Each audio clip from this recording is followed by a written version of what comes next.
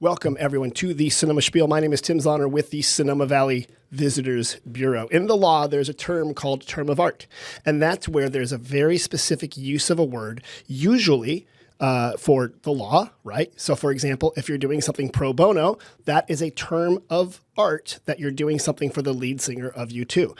And in that regards, the law and practicing it and doing art is an important thing, because when you're doing the law, you're practicing and doing and making something beautiful, much like the way a painter interprets and uses something and looks at a landscape and puts it on canvas. So you're probably wondering, Tim, are you watching a lot of like CSI? Why are you bringing up a lawyer? And why are you bringing up a painter? Well, today I have one and two very special guests. Now, I know every time I say I have very special guests, this time I do actually mean it. These are very, very special guests. I have Mary Piasta. She's a lawyer and arts aficionado. Mary, how are you doing? Oh, I am so great and delighted to be here. Good. Glad that you're here. And you've brought along Fred Parker, a painter. Hi, Fred. Hi. How are you doing? I'm great. I'm so glad to see you. Yeah, thank you. And glad that you're here. And I should divulge, Mary is also the lawyer for the Sonoma Valley Visitors Bureau, where she helps me with all sorts of stuff. So if you're looking for a great lawyer, Mary Piasta. You like that? That was like an ad. That was right there. Hey, you can say it, I can't. Attorney-client privilege. Exactly. Here we go. Right there. Like, I never heard of you. And we can talk more about that. But we're here really to talk about Fred and your painting and your kind of history as a painter. Yeah. Oh my gosh, it's so cool. Yeah, he does so many cool things. But it's funny because, Mary, you said we should have Fred on the podcast. Right. When you and I were not talking lawyer stuff because she can't talk about it, right? Because it's privileged. It was about trademark issues.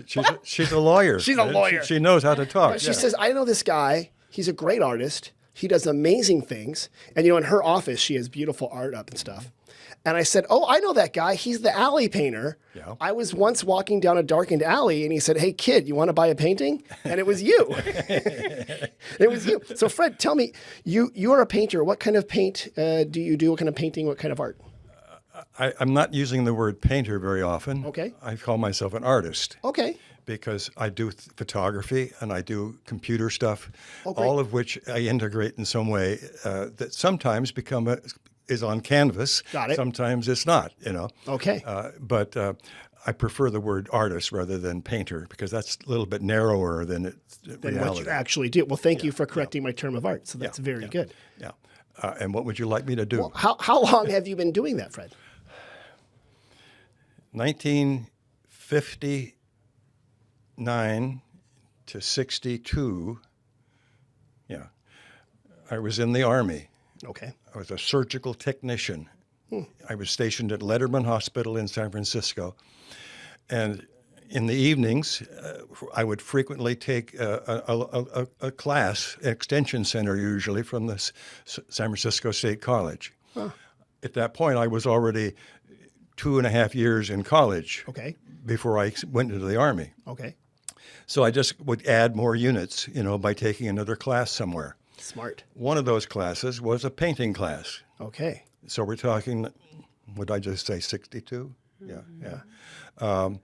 And when I got out of the Army, I stayed in San Francisco and went over to San Francisco State and got I became an art major at that point. Over there, And okay. I actually worked in the art department as a technician checking out equipment. I was really involved. The man who taught me the painting class was a photographer, and he is new on campus, and he basically was moonlighting to do the class downtown. Okay. He became another strong supporter of mine, but he taught photography. Oh. So I went and took those classes. And by the time I got out of getting my bachelor's degree, I moved to Davis and got my master's degree up there. Okay. In painting. Okay. Wow. So I basically have been making art since 1962. Okay. All right. I don't know how many years is that. I don't know. It's a long time. I would make a joke that you're new to it, that's but 40-some clearly years you're not. at least. Yeah, that's amazing. Fortunately, I kept having really good breaks. Okay. And one of those breaks was a day I got a phone call in my office in the student union at Davis is where they had the art gallery at the time. Okay. A friend of mine who I had actually done some shows for a comparable level person at Irvine. Okay. And he had just been hired as a curator at the Pasadena Art Museum, which was a brand new building. Oh, okay. It's now the Norton Simon Museum. Okay. In Pasadena. And he said, "Do you want to come down here and work for me?" And I said, "Well, where are you calling from?" Right. Who are you? Right. So I went down and had an interview with he and the director. Okay. And I was hired Great. to be a curator Wait, of photography. you were barely out of school. Well, I don't remember exactly that. That's great. But yeah. Good for you. So I actually then worked for the museum for about 5 years. Okay. Until they sort of went bankrupt, or they were having financial troubles. And Norton Simon bought the building, Okay. fired everybody that was working there, brought in his own staff, and they changed the name to the Norton Simon Art Museum, which is now still there. I guess you can do that if your name's on the building. Yeah. He was the millionaire with the money. You know? Wait, Fred, were you backing up? Are you from the Bay Area? Is that Another famous town. I actually was born and raised and went to high school in Compton, Oh, okay. So you're from Southern California. Southern California. Okay. Spent most of my time in Southern California. Okay. So came up here. The Army brought you up here. Well, I chose to come up here, but Gotcha. you're right. Okay. Yeah, and fortunately, I got a lucky break. I was hired, or I was in the Army, and I actually joined the Army because people were being drafted. This was between the Korean and the Vietnam Wars. Right. People were being drafted, and you'd be 2 years, and I was a student, and so I was relatively safe, I think. But at the same time, I wanted to learn something about medicine. I don't know where that really came from. Okay. And so I found out that if you gave them a third year, you signed up and joined the Army and gave them a third year, you could pick a school that they have. Oh, you had more control over your destiny. You could pick the school at least. After you learn how to kill people, then you learn how to do something else. And in my case, it was a surgical technician. Okay. So I spent the rest 2.5 years plus working as a technician in a hospital, and most of that was in San Francisco. Okay. That's well, where thank you. they That's stationed me quite there. the journey there. What I want to bring us forward to present time. Okay. And find out why Mary is here, unless you've committed a crime that we want to talk about. No, Okay. no. She'll advise you If not I to committed talk. a crime, I'm not going to talk about it. So, Mary, how did you meet Fred, and what's your interaction? Sure. So I had heard a lot about Fred over the years, being a supporter of the arts and going to different art shows. And I also had heard about his volunteerism at Kenwood School. Okay. But then one day, like you, I was walking near the alley galley, and there was this sign that said there's an art show. And so my Right. husband and I walked back there, saw these gorgeous pointillistic paintings. Yeah. We were on the way. I think we're on the way to a funeral, actually. Okay, You know, okay. for lawyers, Right. estate That's what you planners. do. That's go to right. the funerals, That's what right? happens. And honor the Right. past. And she hands out her card. No, absolutely not. Though everybody needs it, right? So, and there were these gorgeous landscapes, and both my husband and I were just awestruck with the level of detail. And I felt so privileged to get to experience that in the beautiful alley gallery here in Sonoma, rather than having to be in New York or at a large museum. And so we started talking to Fred, and didn't have a lot of time at that moment. And of course, we went back and bought our first piece, which hangs in my husband's office. Okay. And it's just beautiful, the way that he deals with landscapes and then the additional layered detail on top. So that was my official personal introduction to Mr. Parker. Prior to that, were you into art or collecting art, or was this just like an impulse, like I'm going to go back and buy art? Because like our art is a lot of, and forgive me, it's either stuff we pick up on our travels, or it's like whatever we found at the garage sale. Right, and I have one of those at my home too. So my grandmother was she was a nurse, Okay. and she was an artist, and she would do kind of special pieces. And so I grew up around a lot of art, nothing to the level of Fred's experience or training, but just kind of more in a personal way. And then over the years, I've very much enjoyed, observing art in museums, and I love love what Sonoma has to offer in that way. I mean, Fred is an incredible local legend, and there are so many artists here. They come and they train, they visit, they get to enjoy folks like Fred. He's mentored a lot of artists.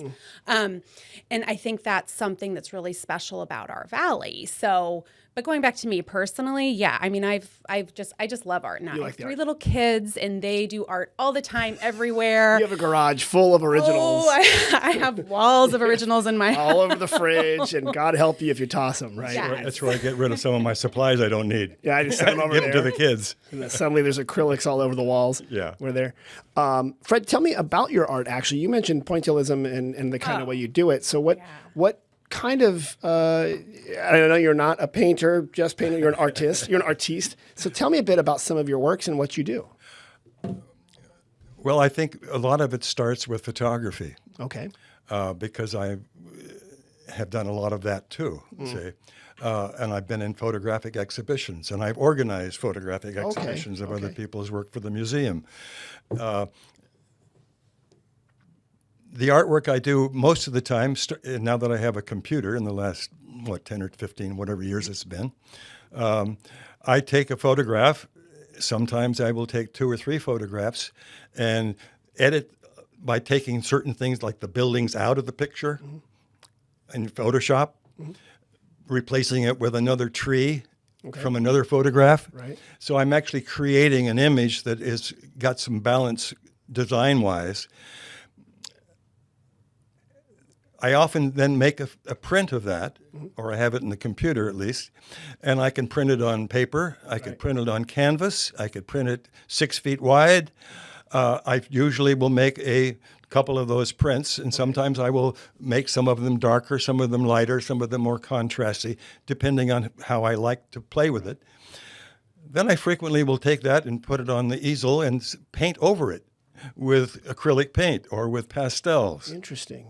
And I'm making little marks on top of a photographic composition. Okay. Allowing some of the photograph to show through, but at the same time creating a texture that is obviously not a photograph. It's got relief to it, for one thing. That's interesting. If you touch it, you might even smear the pastels. Okay. So a lot of my work works that way. It starts with a photograph. It starts with Photoshop now, recomposing whatever I'm doing, and then making some kind of print. Sometimes I'll take a photograph and flip it over the other direction. Okay. So that it reads from left to right instead of right to left. Interesting.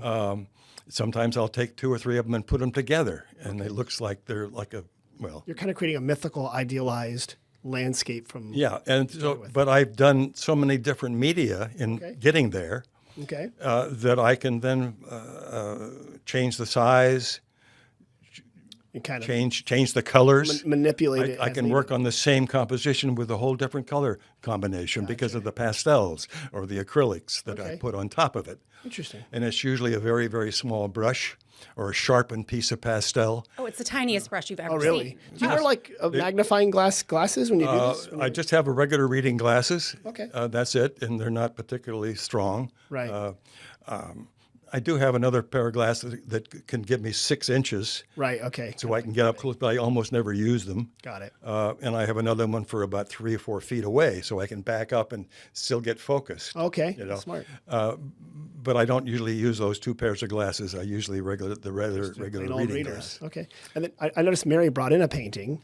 I brought in a couple myself. Mary, did you rip this off a wall on their way in? I know, Why don't right? you show it to the camera while you talk about it? Okay. Yeah. So this is one of Fred's pieces. It was an oops, is what he called it. So when I was visiting him at the Alley Gallery one time, he had these oops, and I was like, "What do you mean? It's beautiful. I have to have that. It's gorgeous. I love the colors. I love the texture." And he's like, "Oh, I messed it up. You know, I won't even charge you." And I was like, "No, you must charge me. Like, I want to support artists." Like, and so what's the oops? Yeah, right. Fred, where's the oops?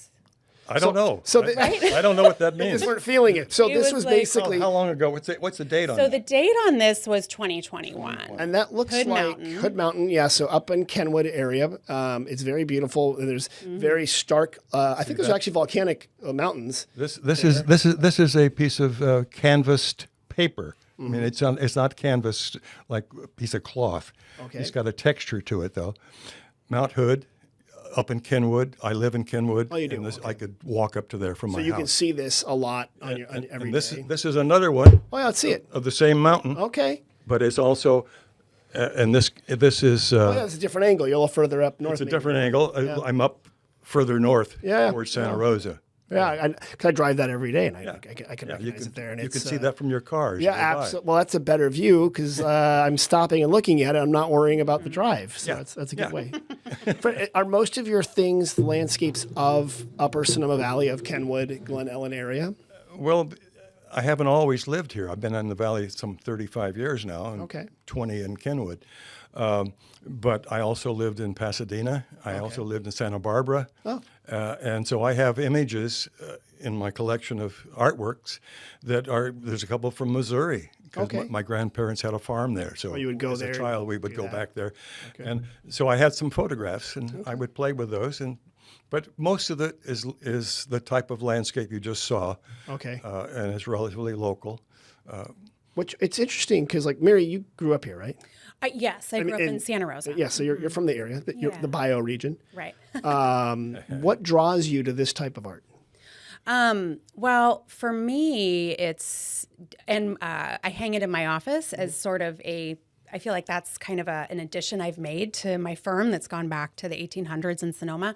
It's kind of a beautification, right? There's like, you're drawn into these gorgeous landscapes, which for whatever time you're looking at it, they kind of take you there. Right. And so I love that. But what is really also neat about not just the pieces, but what Fred has done here, if you go and visit his gallery, he can show you basically the history of photography and how he started process back before we had digital cameras and everything, and how he's played with mediums and really learned this craft over time. Right. So what his work now is so different than the beginning works, which some of are more abstract or even, very detailed photographs.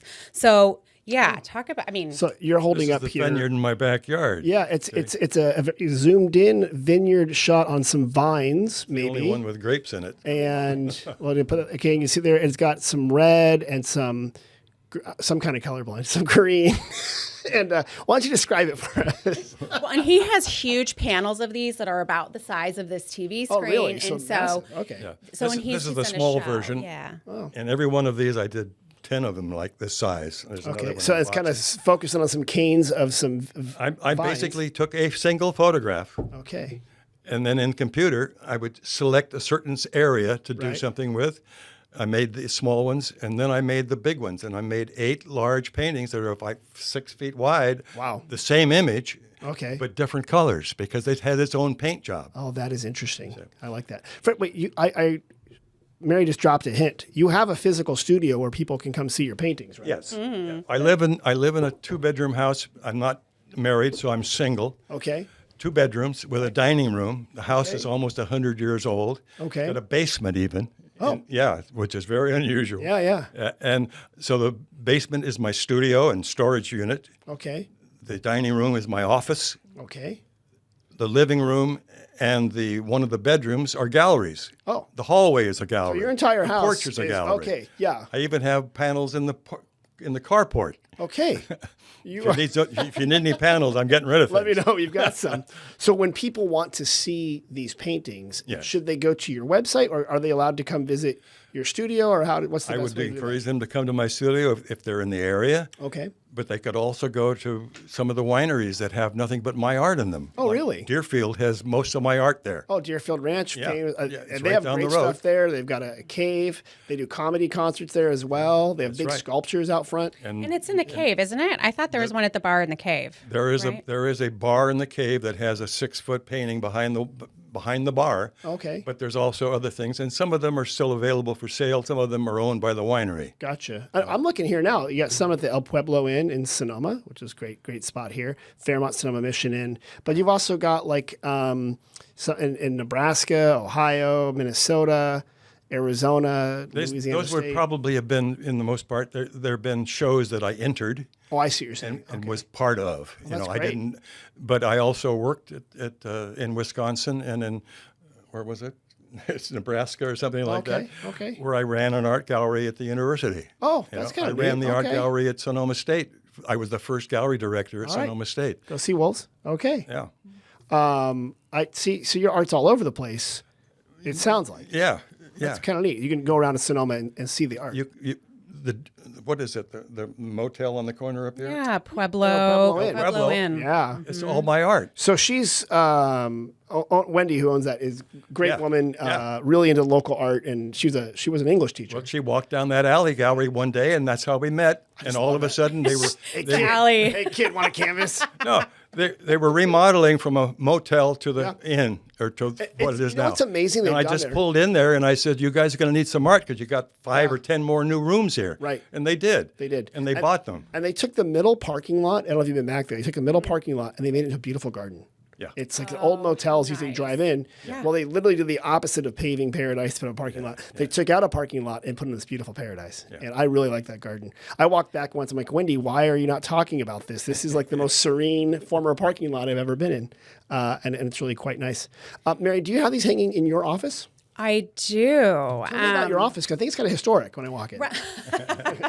So yes, my office was founded by the Poppy family back in the 1800s. There was a store that basically burnt down, and then the founder there, Catherine Poppy, then rebuilt it, and her son started practicing law. Okay. And then over the years, that practice has been passed down through lawyers. The building is historic. It is like walking back in time. Yeah. And so Fred actually, the firm commissioned him to capture our office history. And over a period of years, with his incredible eye, he was able to take his experience and expertise and collect the pictures in a way that is now documented on the wall and also in front of our office to tell the story. So those are the ones you see. Yeah. So, well, those are just photographs that he did for the firm. But I do have a few of his paintings throughout the office as kind of a treat to clients who are there. And I have the work of other artists as well.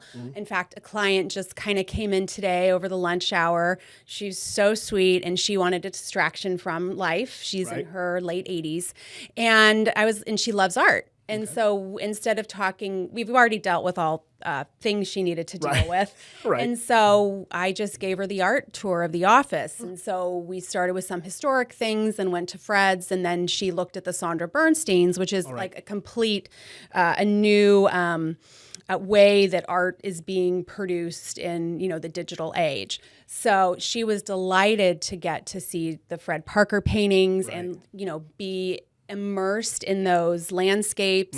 And I think that's, in my office, that is just something that's really special there for those who are there at that time. And I do want to pitch this because you have a small town, old style lawyer office. You call it old? I mean, No, but in the 1800s, sense- 1900s. Yeah, I know. In the sense that It's not like San Francisco. no, it's not like you watch TV, like Suits, all these very corporate and a lot of glass and like not very friendly feeling. And when you walk into your office, like, oh, I can smell the leathery law book. Because they're there. There and it's very historic and it's quaint, and I think it really fits Sonoma because you've modernized it, as you mentioned, with the new art.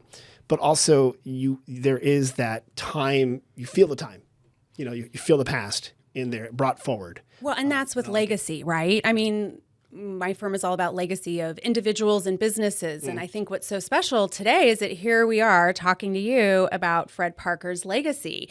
And right now in his life, he has all these incredible works, like many artists do in the Valley. But he's kind of thinking about where are these paintings going to go. And, there is a question there. Hannah has mentioned maybe wanting to do a museum. The Hannah Center. You would think the local museum would want some. Sonoma Valley Museum of Art might do it, or some different wineries could kind of put it there. Fred, do you still have artworks available? If let's say, A couple hundred. I want you to imagine that you're not in a podcaster with Tim, but here I am, a wealthy industrialist. Yes. And I'm like, you know what I need?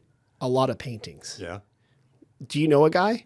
That's happened to me. Oh my gosh. So, Yeah, that's happened to me. So if someone was really interested in getting a lot of these art, you have the ability to have your catalog, a deep catalog, to purchase.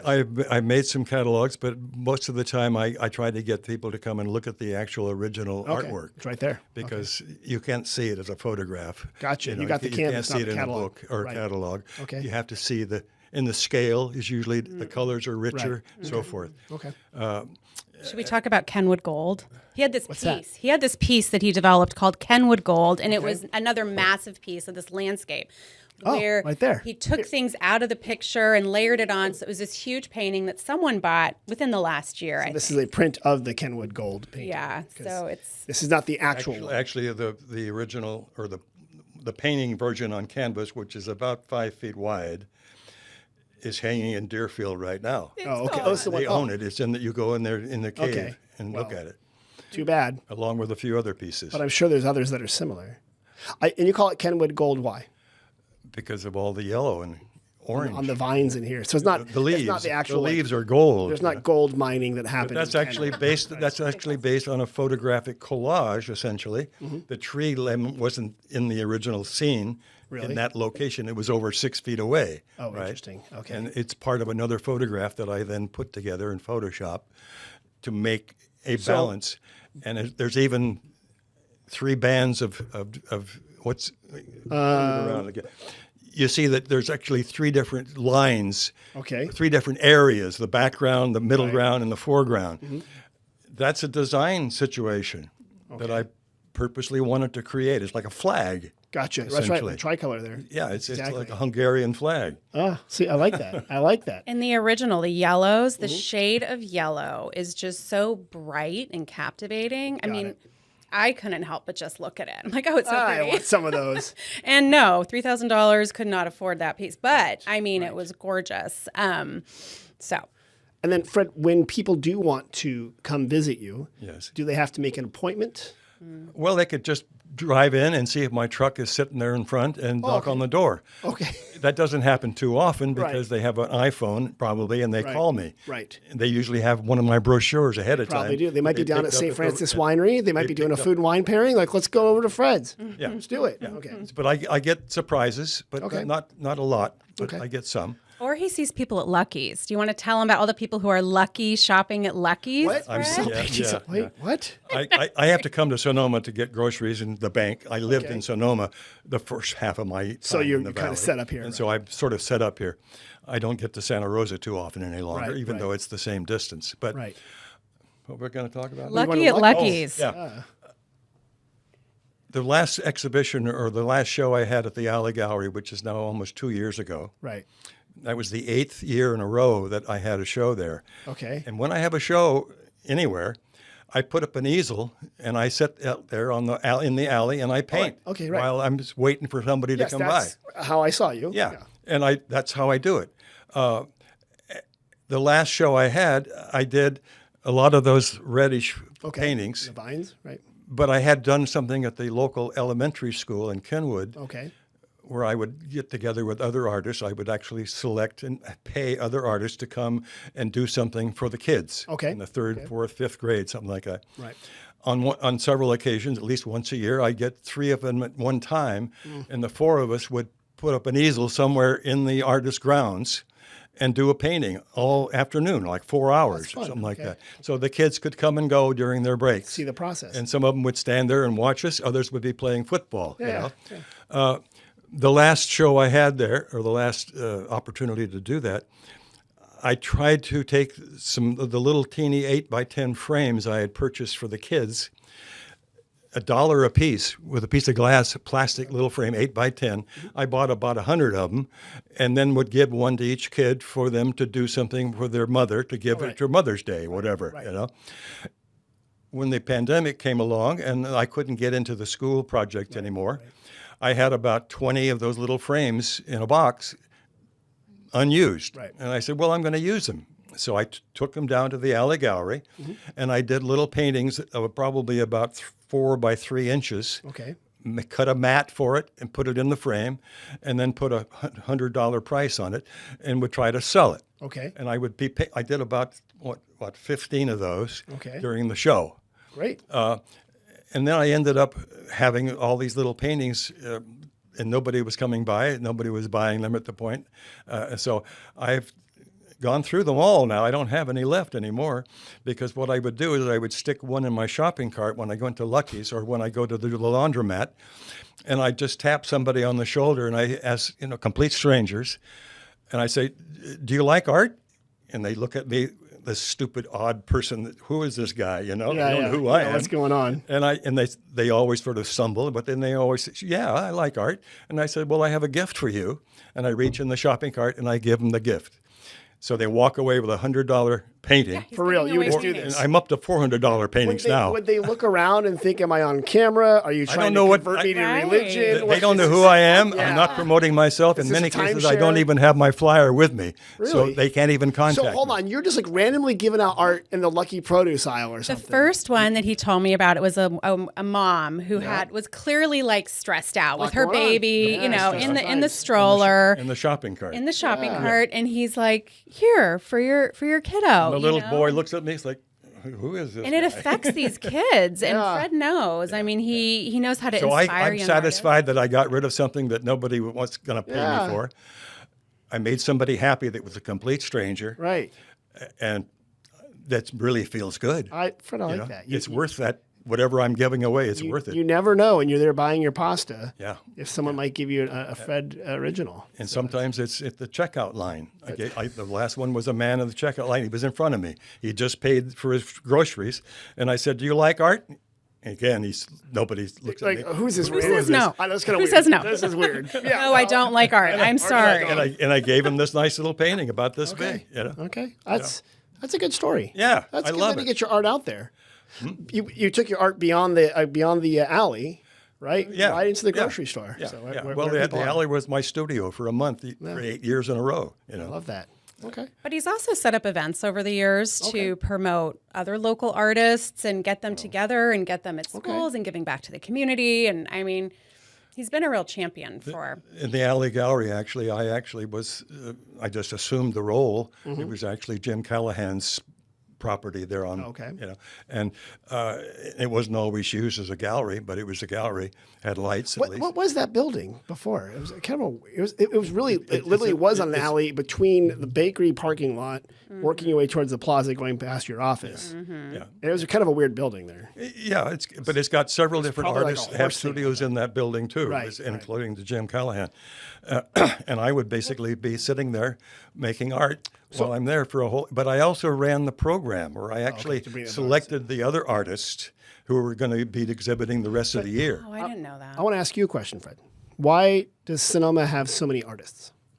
I think every place has a lot of artists. You just don't know it because they don't have an opportunity to expose you to their art, usually.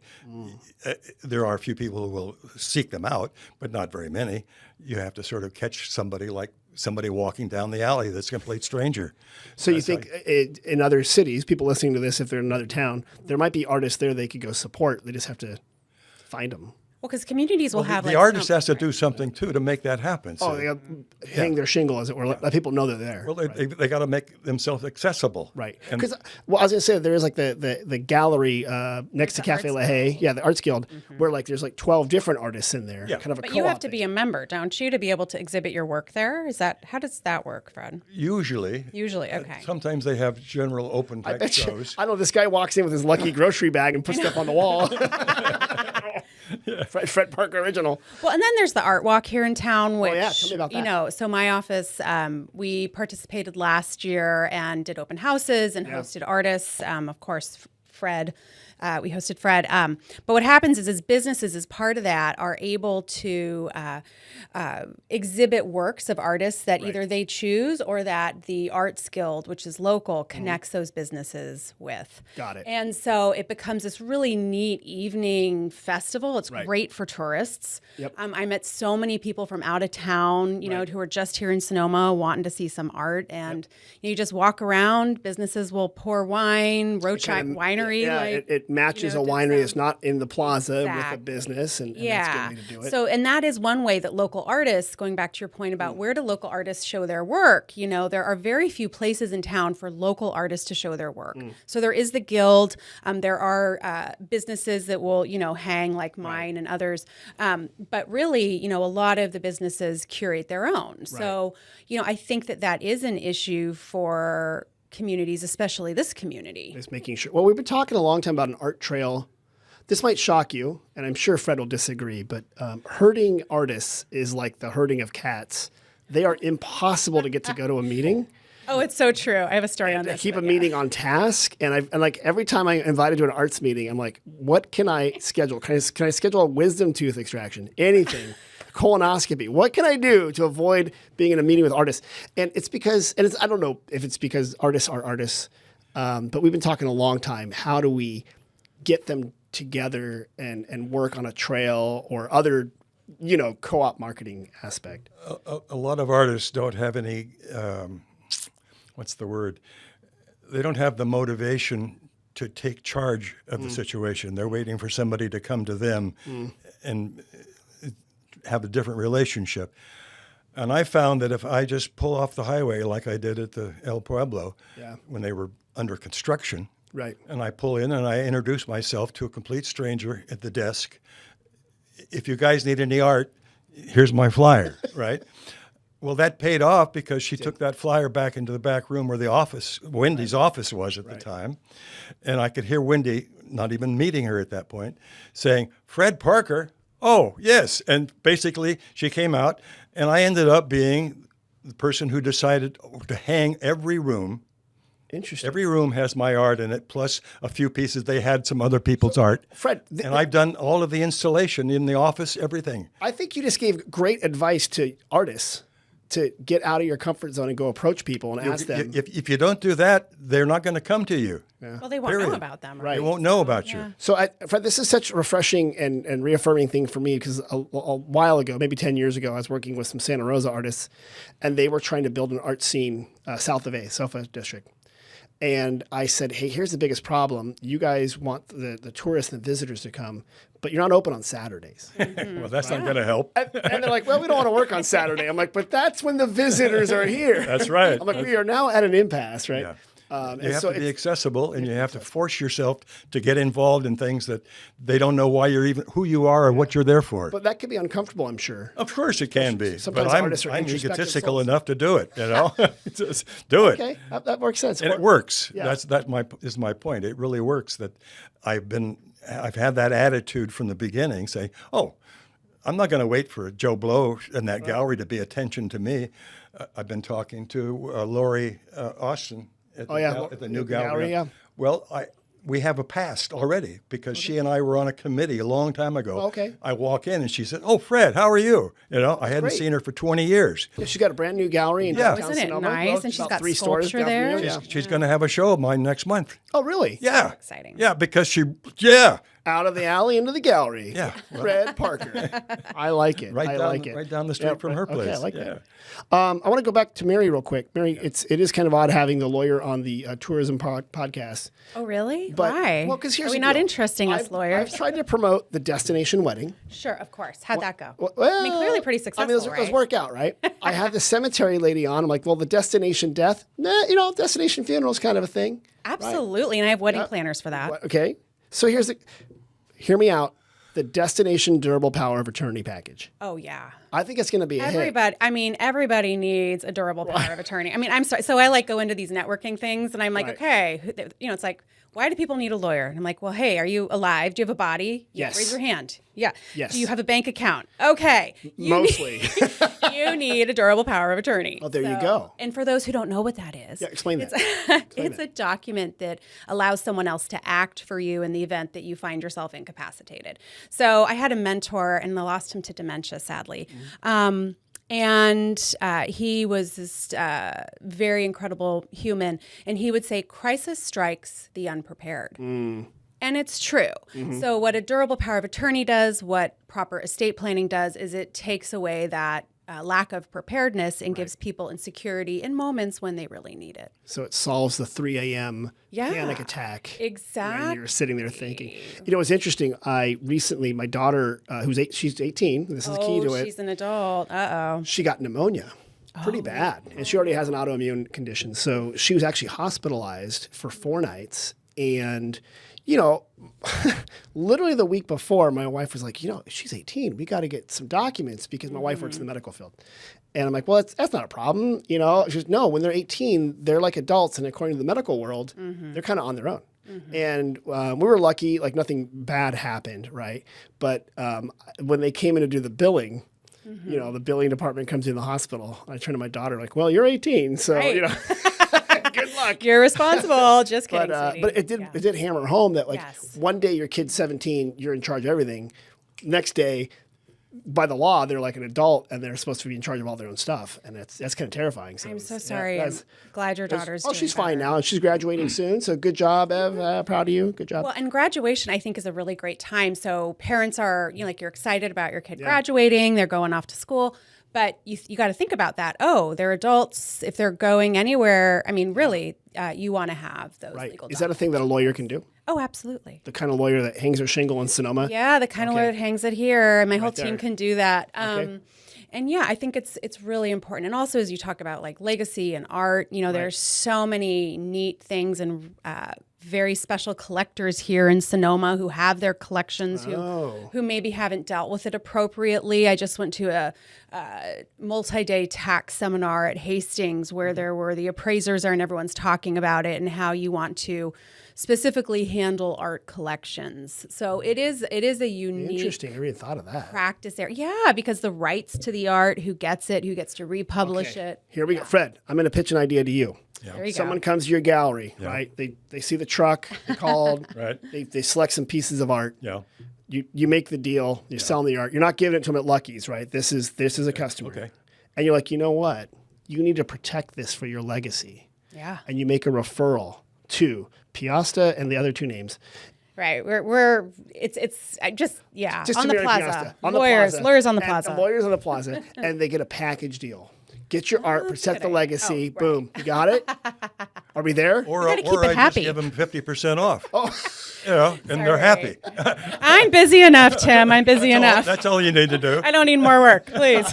Got it. Okay, Mary, how did you get into this lawyer gig thing? What was your? We heard his background. How'd you end up doing that?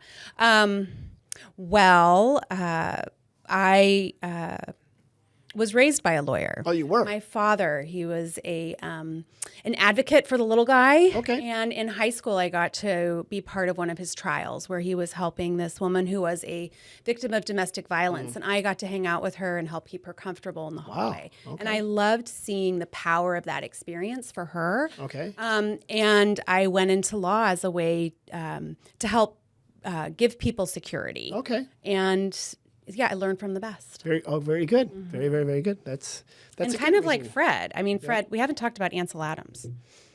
Oh, do you know that person? that? Who's Right. Ansel Adams?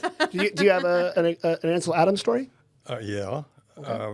When I was a curator at the Pasadena Art Museum, I would frequently go to national conferences of one type or another. Okay. On one occasion, I'm getting in an airplane to come home from one of those conferences, and the guy next to me, in the seat next to me, was Bill Turnage, who was Ansel Adams' assistant. He wasn't an artist, Okay. but he was a business assistant. Okay. And he told me that Ansel and Win Bullock and the Westons, they had actually older guys. They were probably in their 70s or 80s at that point, most of them.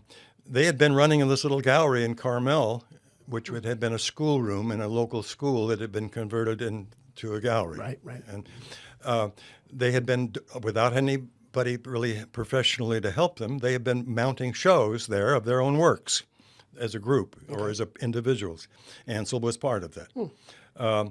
And so they were getting tired, and they needed somebody to become the director or the manager of that organization's display organization. Gotcha. As a curator.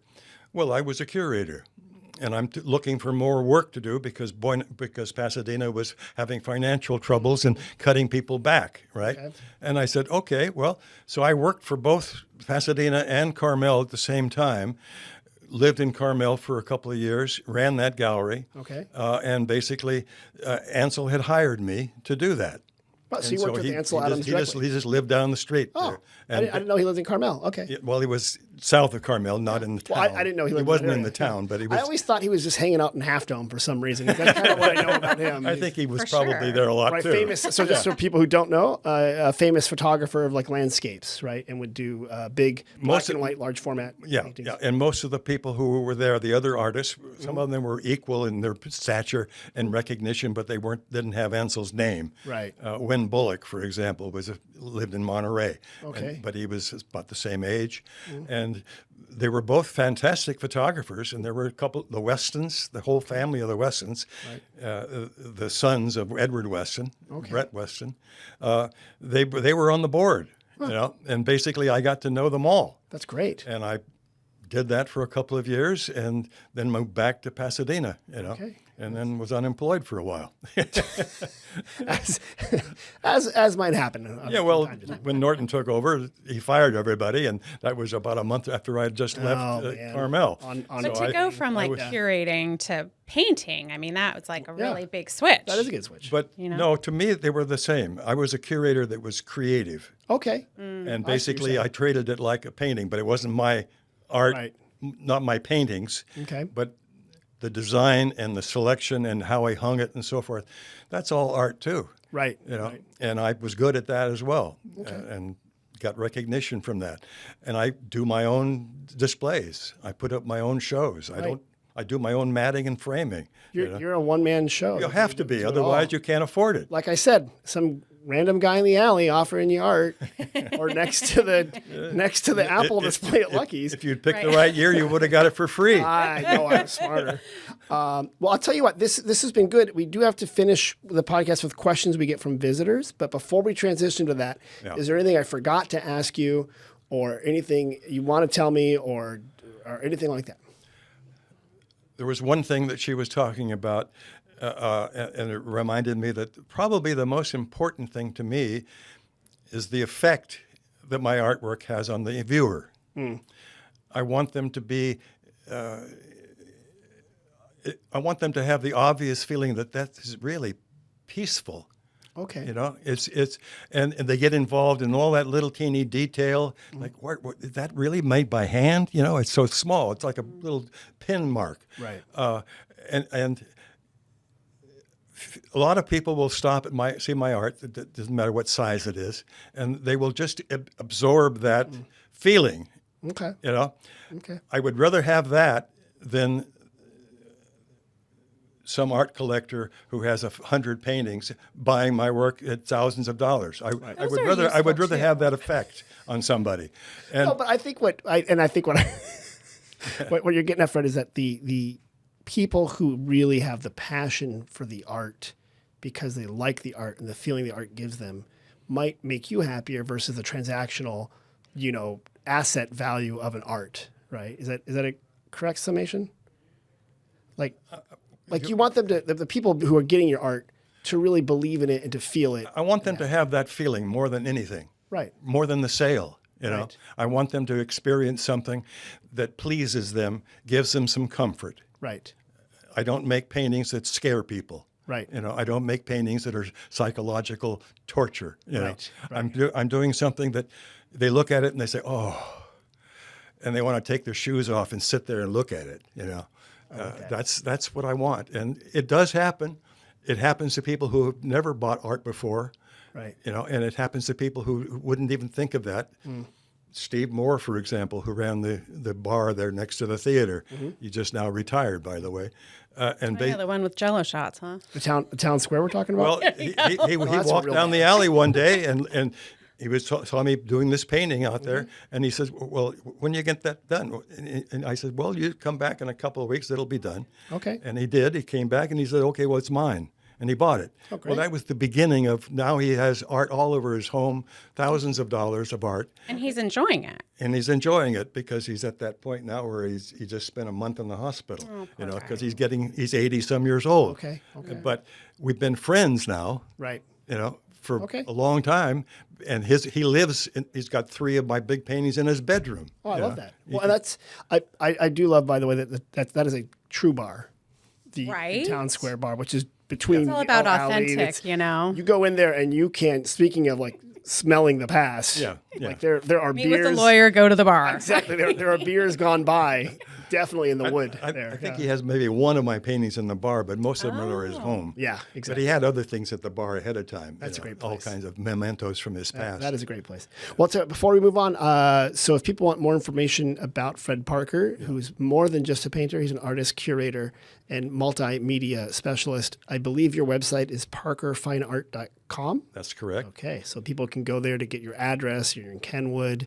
They can find your phone number. So That's right. parkerfineart.com. Show them the brochure that's in there. I'll put it right there. There's right a brochure. there on the front of the brochure Right is there. all the contact It's information. all the right information you need. Okay. And then if someone is here and they're like, you know what, I need to work on my will, Right. or I have some intellectual property right issues, how do they find Mary Piasta? Where's that? So yes, the lawyers on the plaza. My office is right near the old Sebastiani Theater. That people just walk in, come by, get do. dog treats. There's a dog water bowl right out front. There is, yeah. And the website is hvplawoffices.com. Okay.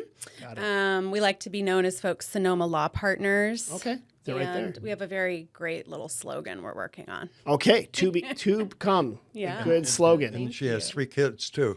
I do have three. Yeah. And the She business. does a right? lot. She's Yeah. got business. She's got Her the husband's kids. a lawyer and works there too. Oh my God. Do you have any good lawyer jokes? I know, right? Actually, I should- know a great lawyer. You do. Do you know that one? You know, what? I know a great lawyer. That's the joke? No, well, a lawyer knowing a great lawyer, you get it? Get out. No, the joke is supposed to be something like, what's black and tan and looks great on a lawyer?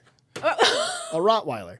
Okay. But that's But the stage there's no- planners, I'm doing good here, How come Tim. lawyers I'm have good here. Yeah, there's no jokes about like mechanics and stuff, are there? How come Or it's just lawyer marketing jokes? guys? There's I no mean, jokes about geez. podcasters or painters. That's because we held you in high There's esteem. probably a few. There probably are. All right, well, guys, now that we've talked about you, Yeah. you're going to help me with something that we do here where we have 2 visitor centers. Do you know that? We have one in the plaza. We have one down at Jacuzzi Family Winery.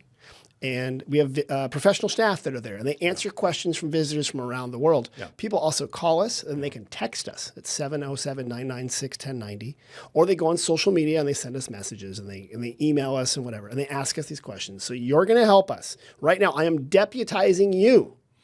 Wow. Okay. Passe Can I get a comitatus. You like that? gold stamp? How much do you pay? Well, you're going to make as much as our volunteers, and you are now deputized to answer questions in a segment we call We Get Questions. I like it. Here we I like go. it. Here we go. What do they want to hear? First question we got, and it's via text. We are visiting Napa, arriving Sunday, June 29th, and staying until Saturday morning, July 5th. We're looking for something to do on July 4th. Oh, What would you recommend? that's a tough one. Okay. Okay. So do they It's not have tough. Just kids? Come and see me. Right. Oh, yeah. Come see Fred. That's all. 4th of July, is anything going on around Sonoma Valley? So I think the biggest secret that has been just delightful because, okay, Sonoma Valley has this incredible hometown parade. Right. Roger Roten, a local legend, Yes. gets on this bike and goes around the plaza. I have a joke about the parade, but I can save that for later. But so there's the parade, but then there are fireworks at the end of the day. Yeah. And there's a local baseball team called the Stompers. Yep. And so if you go to the Stompers game, which is so fun, it's for baseball fans, it's delightful. Right. At the end of the game, they let the folks who have been there go onto the field to watch the fireworks. Oh, I did not know So that. people will bring in food, have picnics right there on the lawn, and have this great That's a view of great the secret. fireworks. Go to the Yes. Stompers game. Because otherwise, have you done fireworks on the Well, plaza? otherwise you kind of like to sit and dodge the trees and try to find a good view. And usually from the B&V, you kind of get a good view looking that way. Yes. So the corner of First Street East, right? Right. And Spain Street, you get some good views there. But yeah, it really depends where you are. But there are 1 or 2 other people there with you. Right. So if you're like shoulder to shoulder, or you go to the Stompers game or just And you're buy right there, tickets right. and support the Stompers who have done so many Go good Stompers. things Okay. for like the local community and kids, which is a tangent. Sorry. Okay. Yeah. And you bring your blanket and you have this really luxurious experience. That's a great idea. So I think Well, I've heard like the day before or the morning of is the parade the morning of the around parade. the plaza, and we have Sonoma's hometown band. is in the parade. And they do it twice. And then they change direction and they become Sonoma's other hometown band. Love that. I mean, Sonoma's so great. It's like everybody's in the parade Yes. in Sonoma. Yeah. Now, I should say up in Kenwood, I think they also have some 4th of July festivities. They used to have the pillow fights back in the day. Yeah. But now I think you do a kind of a hometown Kenwood celebration. It's a smaller parade, right? I actually try to avoid most of that kind of stuff. Okay. And I stay home. Good. And All right. Napa has But I have fireworks in my backyard. Okay, they're right there because yeah. everyone else. Okay. So, all right. So we would recommend come to the July 4th festivities in the Plaza. It's often voted one of the best parades in America. Oh, yeah. So it's and because the Plaza's Sonoma's a paradise. square. It is. Thank you. Oh, hold on. That's almost the tagline for her. Sonoma's paradise. Boom. And we're your lawyers. Right. We'll work on it. All right, here's the next question we got. Ready? Okay. Hola. We are visiting soon and looking for some wineries where people can do a tasting in Spanish. Oh, in Espanol. Español. ¿Tienes alguna recomendación? So do you have any recommendations? Oh, I think, I would think a lot of the tasting rooms do that, though there are some really neat local stories about pillars of the community who were in the fields who then created wineries. So we've got Robledo Family Winery, absolutely. And I'm sure there are others. There are the Onrama Cellars is another one, Honrama. First of all, I should say Spanish is widely spoken in Sonoma Valley. Yeah. So we even have a bilingual immersion school, a public school that's free for kids to go to. So there are a lot of kids here who speak Spanish who are now adults quite fluently. But in addition to Onrama, Robledo, there's also Walt Cellars has Spanish-speaking staff. Almost everyone will have some Spanish-speaking staff that they can do a tasting. Such a great part of the I'm not really sure, but I think you're right. I think that they probably have somebody. I just didn't speak Spanish, so I don't know. Well, and Deerfield may too, and they can might. go and see some Fred Parker paintings. You can see some arte, some pinturas. That's right. Some of it's available. Yeah, right there. Para comprar, to buy. Okay, so here's another one. And Fred, you might know this. Yeah. I see signs up and down Sonoma Valley that say walk-ins welcome. What does that mean? Walk-ins. Yeah, walk-ins. What is a walk-in? That means you can go into the tasting room. Oh, okay. Or in Deerfield's case, it's a cave. The tasting Otherwise, cave. you might not even enter because you can't see what's in that cave from outside. That's right. You have to actually walk in. Got it. And when they say it's a walk-in people are welcome, or whatever that phrase is, That's right. they mean you're welcome to come in. That's right. That's it. Yeah, no appointment needed. Really, Versus really some simple. of these wineries, right? It's like you have to have the appointment. Right. For the Some have tasting gates if like you're up on the mountain and it's like private. But the walk-ins, Cundy Family Winery, walk in. That's right. Deerfield, walk in. You walk in, and Roach, hopefully walk you'll in. walk out Roach, with walk something. in. I would say that's part of what really differentiates Sonoma, Yeah. right, from other wine regions, Right. because you can absolutely have that experience without a reservation, which adds to a spontaneous Absolutely. time. You can go visit the visitors center. You can, do all these things and really absorb the And you have the discovery, the feeling of discovery, that. which is a matter. All right, here's another question, and believe it or not, it also involves a foreign language. Ready? Here we go. Bonjour. We are visiting from Quebec. All right. Quebec? We would like a sandwich, s'il vous plaît. Where should we go? Sandwich. Sandwich. I wonder what kind of sandwich. McDonald's. The McDonald's. Everybody likes that. That's a good one. And they're Quebec. So I would say, and again, with the art theme today, I would say Girl and Fig. Okay, good. And I would make, the reservation because they do take walk-ins at the bar, which Right. is really nice and a lovely experience to enjoy food Absolutely. there. But they have a lovely patio, Yes. and they do have some sandwiches on the menu, at least last I saw. Yeah. And then they get to enjoy AI art. Okay, which Sandra which does, is right. kind of a neat. That's kind of a neat thing there. So that's a good one. That's on the plaza. We also recommend the Butcher Man at Sonoma Cheese Factory. They have You're right. I forget about Go there. that. So good. New owners. When did they reopen? Because they also sell Naysayer coffee, which is delicious. It's very good. So I think they've opened probably about 6 months ago. Okay. And great potato chips. Conflict of interest. My son does sell them, but really good potato chips that are there. So so I really like the Butcher Man because it's a barbecue kind of style restaurant. Oh, and casual, right? Yes, mortadella. You can even get it to go. Oh yeah, you can go sit and in then the have plaza. a picnic. Absolutely. So that's a good one. And then if people really, if you're picking up other stuff, there's the secret in Sonoma of Broadway Market, which is a small little market, and they have really good affordable sandwiches. They're quite good there.